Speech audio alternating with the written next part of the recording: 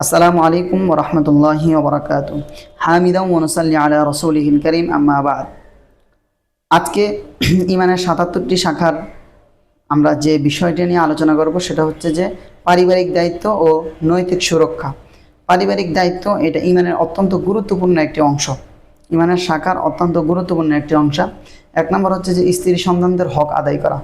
অনেকেই বাহিরে সে ভালো, সে দান খয়রাত করে, মানুষের সাথে ভালো ব্যবহার করে, কিন্তু ঘরে এসে সে স্ত্রীর সাথে এবং সন্তানদের সাথে ভালো ব্যবহার করে না এবং তাদেরকে বোঝার চেষ্টা করে না। তাদের সাথে যত ধরনের খারাপ বিয়ে তারা করা দরকার তারা সব কিছুই করে। তো এই সমস্ত আচরণ থেকে নিজেদেরকে রক্ষা করা এটাও আমাদের ঈমানি দায়িত্ব। এরপরে হচ্ছে পরিবারের খরচ বহন করা। পরিবারের খরচ অনেকে পরিবারের খোঁজখবর নেন না, পরিবারের পিছনে খরচ করেন না, মনে করেন যে আমার সব শেষ হয়ে যাবে। তো আপনার পরিবারের পিছনে খরচ করা এটাও আপনার ফরজ বিধানের মধ্য থেকে অন্তর্ভুক্ত।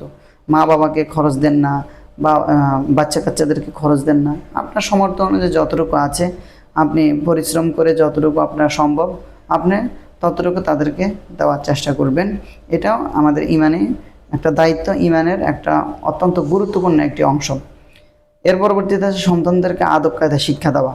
আপনি আপনার যথাযথ চেষ্টা এবং সাধনার মাধ্যমে সন্তানদেরকে আদব কায়দা শিক্ষা দেওয়া। সবচেয়ে গুরুত্বপূর্ণ হচ্ছে যে নিজে আদববান হয়ে সন্তানদেরকে সেই জিনিসটা শিক্ষা দেওয়া।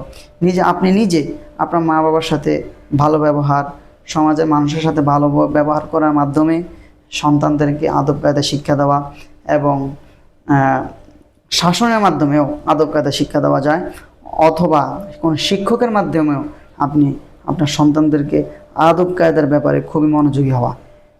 আপনি যদি আপনার সন্তানের সামনে বেয়াদবি করেন, কোনো মানুষের সাথে খারাপ ব্যবহার করেন, মুরব্বীদের সাথে খারাপ ব্যবহার করেন, ফকির মিসকিন এতিমদের সাথে আপনি দুই নাম্বারি করেন, তাহলে সেটাও আপনার সন্তানরা আপনার থেকে শিখবে। তো সেটাও আপনার জন্য ক্ষতিকর। অতএব সন্তানদেরকে আদব কায়দা শিক্ষা দেওয়ার জন্য সর্বপ্রথম নিজে আদববান হতে হবে। এটাই একজন বাবা বা একজন মুরব্বী যে বলি তাদের বৈশিষ্ট্য হওয়া উচিত। এর পরবর্তী অধ্যায়ে আমরা যেটা আলোচনা করব সেটা হচ্ছে যে নৈতিক সুরক্ষা নিয়ে। নৈতিক সুরক্ষা হচ্ছে যেমন নীতিগত যে আপনার সুরক্ষা, যেমন সেটা হচ্ছে যে দৃষ্টি সংযম করা। আপনি যে কোনো জায়গায় কোনো জায়গায় আপনি চোখ দিতে পারেন না, বা আপনি যে কোনো জিনিস দেখতে পারেন না, যে কারো চেহারা দেখা গেছে আপনি যা আল্লাহ তাআলা হালাল করেছেন সেটাই আপনি যা হারাম হয়েছে সেটা দেখা থেকে নিজেকে বিরত রাখা, সেটাই হচ্ছে নৈতিক সুরক্ষা।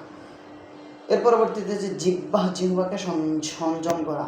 আপনি যদি নিজের জিহ্বাকে সংযম করতে পারেন এটাও একটা ঈমানি অত্যন্ত গুরুত্বপূর্ণ।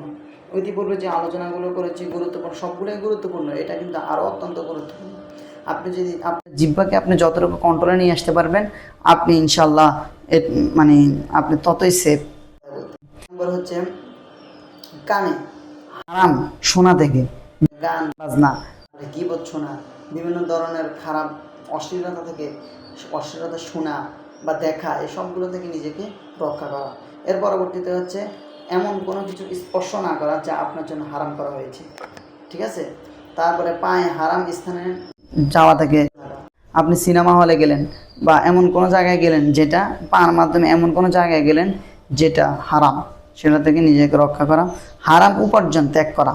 সকল ধরনের হারাম উপার্জন, সকল ধরনের হারাম অন্যায় জুলুম নির্যাতনের যত ধরনের উপার্জন আছে সকল ধরনের উপার্জন থেকে আপনাকে নিজেকে রক্ষা করা। আপনার তকদির আল্লাহ পাক রব্বুল আলামিন যা রেখেছেন তা আপনার কাছে আসবেনই, সে ব্যাপারে পরিপূর্ণ ঈমান রাখা, এটাও ঈমানি একটা দায়িত্ব। তো সে দায়িত্ববোধ থেকে হারাম ও যে সমস্ত জিনিস হারাম সেই সমস্ত থেকে নিজেদেরকে রক্ষা করা। ইসলাম যেগুলোকে হারাম করেছেন সেগুলোর প্রতি রেখে সেগুলোকে ত্যাগ করে হালালভাবে উপার্জনের আল্লাহ পাক রব্বুল আলামিন অনেক সিস্টেম রেখেছেন। যদি কষ্ট হয় সমস্যা নাই, কষ্ট হবে, আপনার প্রতিটি অংশ প্রতিটি বাতের কোণা কিছুই যেন আপনার সেভাবে আল্লাহ পাক রব্বুল আলামিন আমাদের এই ব্যাপারে আমল করার তৌফিক দান করুক। পরবর্তী অংশে আমরা ইনশাআল্লাহ আলোচনা করব সমাজ কল্যাণ নিয়ে। আল্লাহ পাক রব্বুল আলামিন আমাদের আলোচনা শুনে এবং